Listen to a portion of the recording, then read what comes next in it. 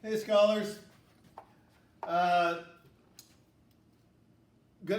discuss this Joan Didion book that I have assigned to you. Joan Didion, Where I Was From. You know, she's one of the great California writers.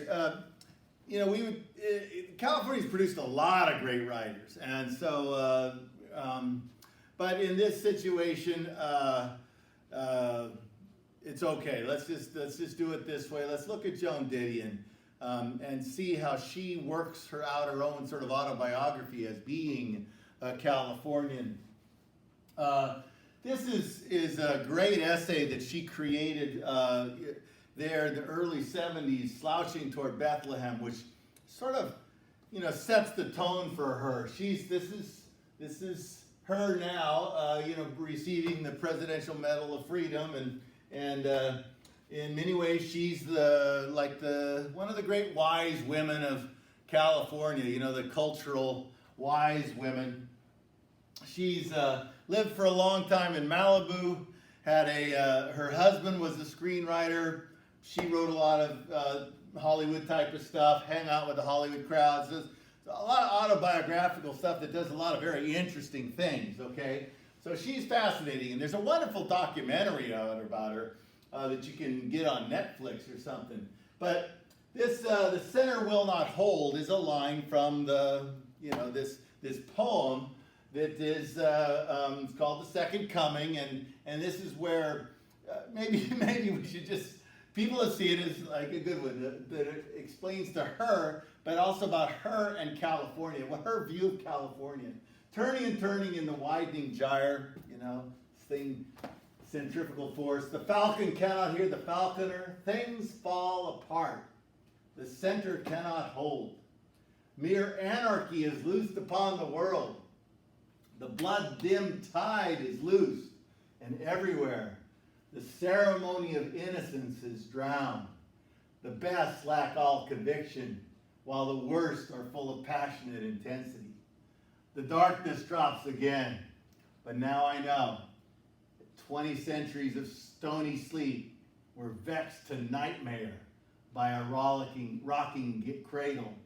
And what rough beast, its hour come round at last, slouches toward Bethlehem to be born. This is an incredible poem by William Keats, but through Joan Didion, it becomes a picture of California, picture of the nation in this world that we live in since the 70s, since the 60s. And Joan Didion always has a very interesting perspective. When she goes to write about the flower children, where she writes about, which is the sort of basis of this Slouching Toward Bethlehem, she just sees the misery. Drug-addled guys who are raping young girls who have fled from their parents, and this hippie life is a horror story. Okay, so this is her sort of perspective, and I wanted you to read sections of the book. I only assigned sections, but you can read the whole thing. It's a great book. So. I wanted to point out several things here in the book. So let's go to the book. Just to get it started here let's see. First off, this picture she has of those who came to California were not self-satisfied, happy, and content people, but the adventurous, restless, and daring. They were different even from those who settled other Western states. And we must live up to our heritage, go better and greater things for California. But this is this notion that she starts off with, is that she's a Northern California, comes with the gold rush, with the first, actually people before the gold rush, before the Donner Party, I think is what she says. And then Sacramento, and so in that Northern California perspective, where just the fools rush in, man, the gold rush, just massive, quick, rapid growth. And it was not based on missionaries. She's not talking about the missionary coast. She's talking about self-satisfied, happy, and content people. She's talking about these people who are looking for money, adventure and money. And that she sees really California as highly influenced, and maybe even its most important influence now as being those gold rush people, rather than the people we spend a lot of time with, like, missionaries and such. So we go to here again. She's always got a very interesting. Sacramento is an artificial environment. It's a big floodplain. She makes a big deal. It's in a couple of her novels and stuff about Sacramento just being a huge floodplain. And so for Sacramento area to exist, they have to build off of they build up. It's an artificial environment, which it is. And so that the topography of artificiality, along with this adventurous sort of roughneck bunch who come to California, set the tone for who we are as a state. And then she goes into these, in this other section, which are the great wealthy people, the dukes of California. And she focuses on the women, which is, I think, an interesting thing. The granddaughters, the Hollister family that owned so much of this territory here, the town of Hollister also up north. The Wrigleys, she doesn't talk about the Wrigleys, but the Wrigleys own the island here. Irvine owned here, this whole Irvine Ranch area.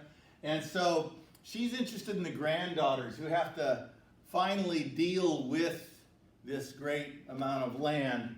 And her point largely, when she talks about these people, is that California is really not a place where it's not small farms. It's not a place like Kansas or something that's small farms put it together. It's not a place where we can talk about sort of rugged individualism succeeds. No, it's where right from the very beginning, huge wealthy families grabbed. We talk about the Big Four, and then the Hearst family, and you talk about like the Scripps coming here, and these massive wealthy families, the Hollister family, and then the Irvine family, and they grabbed up what's left of the ranchos, and the ranchos didn't. You remember the vision of the Mexican vision, Spanish vision was small pueblos. No, that's a mythic past. It didn't happen. It's these huge rich people out of greed and adventure economics grabbed piles of California and created what is a dysfunctional state, which uses federal money and everything else. But so it's a sort of railroad, Big Four, Sacramento view of California that she's got, which is true. It's not the whole story, but there's a truth to it, which has really played out. And she, in her biting way and the way she writes, she sees into this, man. Yeah, let's go over here. Look at her, man. She's famous for these big sunglasses, and this is the woman who's gonna. I'd hate to have her write about me. Okay, and so read the passages I gave you. Very interesting stuff.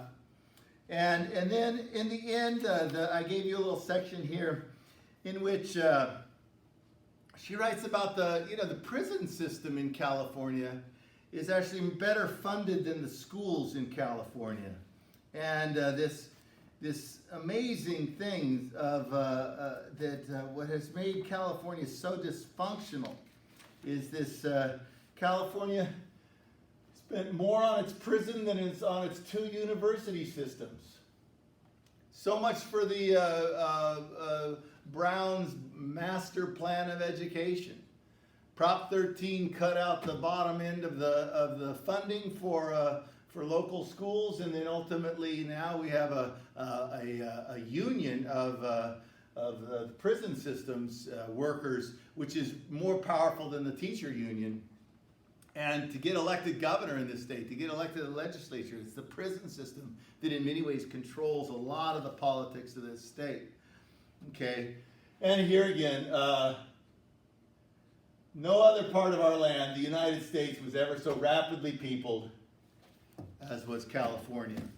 And so, I give it to you as a view to think about.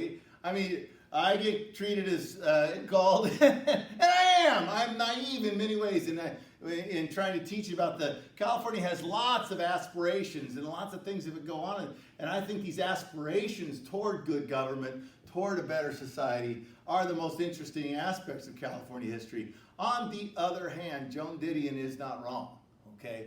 And so I give you Joan Didion to read as a person who is challenging, and especially if you come from that Central Valley.